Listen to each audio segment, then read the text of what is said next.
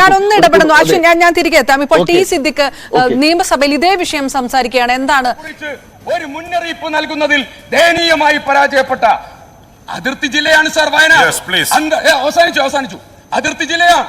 കർണാടക, തമിഴ്നാട് മുഴുവൻ വനമേഖല അന്തർ സംസ്ഥാന കോർഡിനേഷനെ കുറിച്ച് ഇന്ന് പറഞ്ഞത് ഈ മുഴയാന വന്നതായ ബേലൂർ മഗ്ന എന്ന് പറയുന്ന ഈ ആന വന്ന സന്ദർഭത്തിൽ നിങ്ങൾ എടുത്തിരുന്നുവെങ്കിൽ അജി എന്ന് പറയുന്ന സാധാരണക്കാരൻ ഇപ്പൊ മരിക്കില്ല. അന്തർ സംസ്ഥാന ഏകോപനത്തിന് ഒരു നടപടിയും സ്വീകരിക്കാത്ത, നിയമപരമായ ഒരു നടപടികൾക്ക് നേതൃത്വം കൊടുക്കാത്ത ഈ ഗവൺമെന്റ് ആണ് സാർ ശ്രീ അജിയുടെ മരണത്തിന്റെ ഒന്നാമത്തെ പ്രതി. അങ്ങയുടെ വകുപ്പും അങ്ങുമാണ് എന്ന കാര്യത്തിൽ തർക്കമില്ല സാർ. അതുകൊണ്ട് തന്നെ സഭ നിർത്തിവെച്ച് ജനാധിപത്യ കേരളക്കരയിലെ വനത്തോട് ചേർന്നുള്ളതായ മേഖലയിലുള്ള മനുഷ്യ വന്യജീവി സംഘർഷത്തിൽ ജീവൻ പൊലിയുന്ന ഈ പ്രശ്നം ഗൗരവതരമായി സഭ നിർത്തിവെച്ച് ചർച്ച ചെയ്യണമെന്ന് വിനീതമായി അഭ്യർത്ഥിക്കുന്നു സാർ. മിനിസ്റ്റർ, ഈ ഇൻസിഡന്റ് നടന്ന സ്ഥലത്തെ MLA എന്ന നിലയിൽ ശ്രീ OR കേളു ഒരു കത്ത് തന്നിട്ടുണ്ട്. OR കേളു അങ്ങേക്ക് സംസാരിക്കാം. സാർ, എൻ്റെ മണ്ഡലത്തിലാണ് സാർ ഈ സംഭവം ഉണ്ടായിട്ടുള്ളത്. വളരെ ദുഃഖകരമാണ് സാർ. ഇതൊരു ഒറ്റപ്പെട്ട കാര്യമല്ല. കാരണം ഇപ്പോൾ വിഷയം ഉണ്ടാക്കുന്നത് ഈ കർണാടകയിൽ നിന്ന് റേഡിയോ കോളർ പിടിപ്പിച്ചിട്ടുള്ള ആന തന്നെയാണ് വിഷയം ഉണ്ടാക്കുന്നത്. ഇന്നലെ രാത്രി നേരം പുലരുന്നതുവരെ DFO ഉൾപ്പെടെയുള്ള ഫോറസ്റ്റ് ഉദ്യോഗസ്ഥരൊക്കെ തന്നെ ഫോറസ്റ്റിൻ്റെ ഉള്ളിൽ തന്നെയാണ് ക്യാമ്പ് ചെയ്തുകൊണ്ടിരിക്കുന്നത്. അപ്പോൾ ഇതിൻ്റെ റേഡിയോ കോളറും ആൻറ്റിന സംവിധാനങ്ങളൊക്കെ ഞാൻ മനസ്സിലാക്കിയിട്ടുള്ളത് കർണാടക ഫോറസ്റ്റ് ഡിപ്പാർട്ട്മെൻറ്റിൻ്റെയും കർണാടക ഗവൺമെൻറ്റിൻ്റെ ആണ് നിയന്ത്രിച്ചു കൊണ്ടിരിക്കുന്നത്. യഥാസമയം കൃത്യമായ ഒരു കമ്മ്യൂണിക്കേഷൻ നമ്മുടെ വനംവകുപ്പ് ഉദ്യോഗസ്ഥർക്ക് ലഭിക്കാത്തൊരു സാങ്കേതികമായിട്ടുള്ള വിഷയങ്ങൾ ഉണ്ട്. ഏകദേശം 5 മണിക്കൂർ ഇടപെട്ടൊക്കെയാണ് പലപ്പോഴും കമ്മ്യൂണിക്കേഷൻ കിട്ടുന്നത്. ഇതിൻ്റെ ഒരു പ്രയാസം നമുക്ക് ഉണ്ടാവുന്നുണ്ട്. സാർ, എനിക്കിവിടെ സൂചിപ്പിക്കാനുള്ളത്, ഇപ്പോൾ ഇത് സംബന്ധിച്ച് പ്രതിഷേധം മണ്ഡലത്തിലുണ്ട്. ഇന്നും രാവിലെയും പ്രതിഷേധമുണ്ട്, ഇന്നലെ രാത്രിയൊക്കെ പ്രതിഷേധമുണ്ട്. അപ്പോൾ ആ കാര്യങ്ങളൊക്കെ നമ്മൾ കണക്കിലെടുക്കേണ്ടതുണ്ട്. പക്ഷേ എനിക്കിവിടെ സൂചിപ്പിക്കാനുള്ളത്, ഇപ്പോൾ ഈ വന്യമൃഗങ്ങളുടെ വർധനവും അതേപോലെ തന്നെ അന്യ സംസ്ഥാനങ്ങളിൽ നിന്ന് വന്യമൃഗങ്ങൾ നമ്മുടെ ജില്ലയിലേക്ക് വരുന്നതും ഒക്കെ തന്നെ ഇതിൻ്റെ ബാഹുല്യം വർദ്ധിപ്പിക്കുകയാണ്. ഇതിനൊക്കെ പരിമിതികളുണ്ട് സാർ.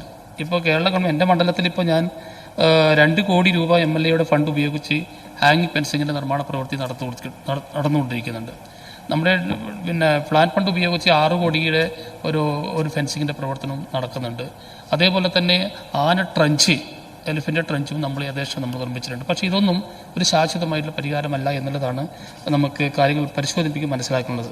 അതുകൊണ്ട് എനിക്കിവിടെ സൂചിപ്പിക്കണം സാർ, നമ്മളിവിടെ കേരളത്തിലൊരു പൊതുവിഷയം ഇത് ഇന്നോ ഇന്നലെ ഉണ്ടാകുന്നതല്ല, വർഷങ്ങളായിട്ട് തന്നെ തുടർന്നൊരു സംഭവവികാസങ്ങളാണ്.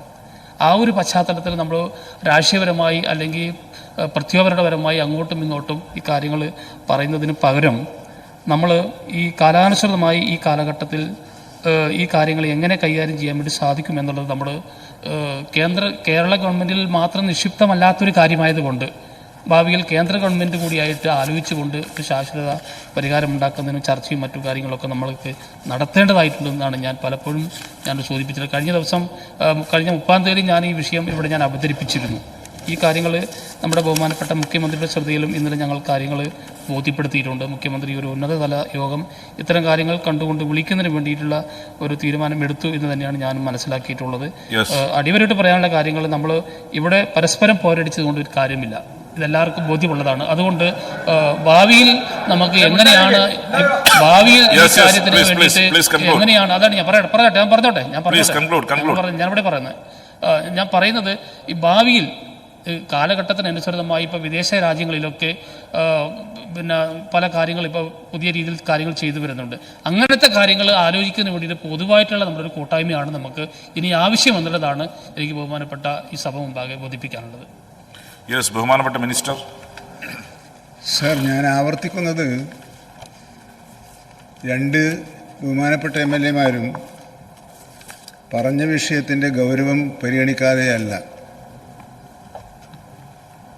പറഞ്ഞ കാര്യങ്ങൾക്കെല്ലാം ഓരോന്നോരോന്നായി മറുപടി പറയാനുമല്ല ഞാൻ ശ്രമിക്കുന്നത്. സാർ, ബഹുമാനപ്പെട്ട കൽപ്പറ്റ MLA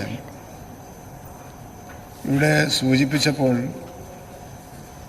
ആദ്യം തന്നെ തെറ്റിദ്ധരിപ്പിക്കാൻ ശ്രമിച്ചതിൽ എനിക്ക് അതിയായ പ്രയാസമുണ്ട് എന്ന് ഞാൻ അദ്ദേഹത്തെ അറിയിക്കുകയാണ്. സാർ, വനം വകുപ്പ് പ്രവർത്തിക്കുന്നത് എങ്ങനെയാണ് എന്ന് പറയാൻ മാത്രമാണ് ഞാൻ ആദ്യം ശ്രമിച്ചത്. ആ കൂട്ടത്തിൽ തന്നെ ഞാൻ അർത്ഥശങ്കക്കിടയില്ലാത്ത വിധത്തിൽ ജനങ്ങളുടെ ജീവനും സ്വത്തിനും സംരക്ഷണം നൽകുക ഭരണകൂടത്തിൻ്റെ ഉത്തരവാദിത്തമാണ് എന്ന കാര്യം സഭയുടെ മുമ്പാകെ പറയുകയും ചെയ്തിരുന്നു എന്ന്